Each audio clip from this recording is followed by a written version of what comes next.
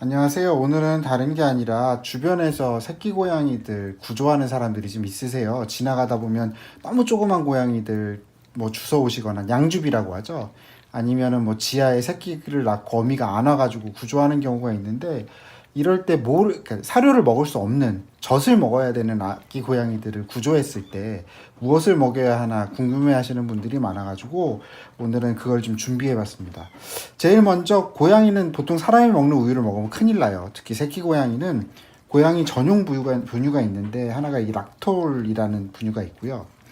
다른 하나가 유명한 게 KMR이라는 분유가 있어요. 이거는 분말 타입도 있고 액상도 있습니다. 뭐 둘 다 어느 거든지 상관은 없고요.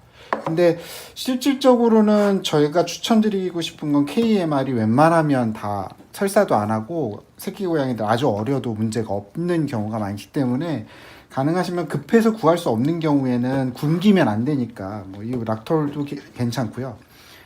가능하면 KMR 분유를 먹이시는 게 좋습니다.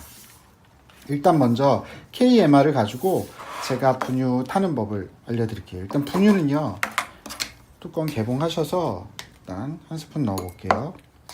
2스푼 정도. 하루 정도 먹을 거를 미리 다 타주신 다음에 타놓은 거는 냉장고에 밀폐 용기에 넣어서 냉장 보관을 하시고요. 먹을 만큼만 용기에 넣어서 주면 되는 거거든요.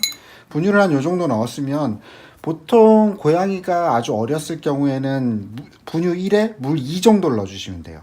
그리고 조금 더 진하면 분유 1에 물 1.5 정도까지 진하게 넣어도 상관없거든요. 그 정도면 되고, 뜨거운 물을 여기다 분유에다가 바로 부으시는 분들이 계시는데 KMR 분유나 고양이 전용 분유는 뜨거운 물보다 상온에 있는 물을 그냥 넣어주시는 게 훨씬 더 잘 녹아요. 그러면 2대1 정도로 한번 맞춰보겠습니다. 보시면 여기 1 정도면 물을 이렇게 부으면 요쯤이 한 1대1 정도 되는 거고요. 1.5대1로 가볼까요? 한 요쯤 정도면 될 거예요. 이게 진하다 흐리다의 판단은 뭐 아기가 잘 먹으면 조금 더 진하게 가주셔도 되고, 크면 그래야 영양분이 좀 높으니까요. 그래서 이걸 섞어서 잘 섞어줍니다.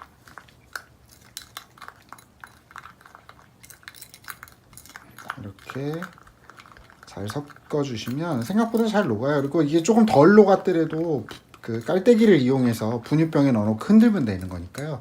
비율을 맞추기 위해서 이렇게 병에다 그 컵에다 준비한 거고요. 이게 이제 보면 애기들이 먹는 수유 전용기예요. 고양이들이나 강아지들을 위해서. 여기 뚜껑을 여시고요. 깔때기 이용해서 부어볼게요.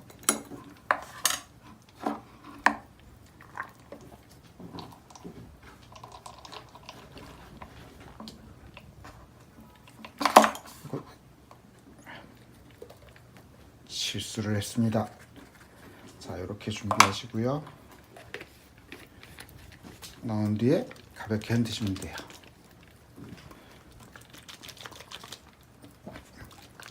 보통 한 끼 먹는데 한 1주, 2주 차는 사실 요거보다도 더 적고요.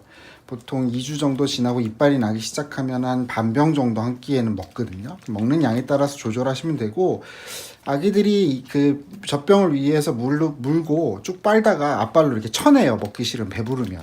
그러니까 그때 그만 주시고 좀 기다렸다 주시면 되고요. 주는 간격은 어릴수록 2시간마다 주시면 되고, 조금 더 주차 생후 한 10일, 12일 늘어나면 한 3시간이나 4시간까지 텀을 주시면 되는데, 이건 사실 밤에도 먹이셔야 돼요. 그래서 그 인공수유 하는 거는 조금 힘듭니다. 꼭 기억하셔야 하고요. 이제 이거를 상온에서 이제 따뜻하게 해야 되는데, 이것채로 뜨거운 물을 넣지는 않았기 때문에 얘는 따뜻하게는 사람 아기랑 똑같아요. 뜨거운 물 준비하시고요. 이렇게 중탕해서 어느 정도 온도 맞추신 다음에 분유를 손등에다 짜서 온도가 어느 정도 되는지 확인하신 다음에 먹이시면 됩니다.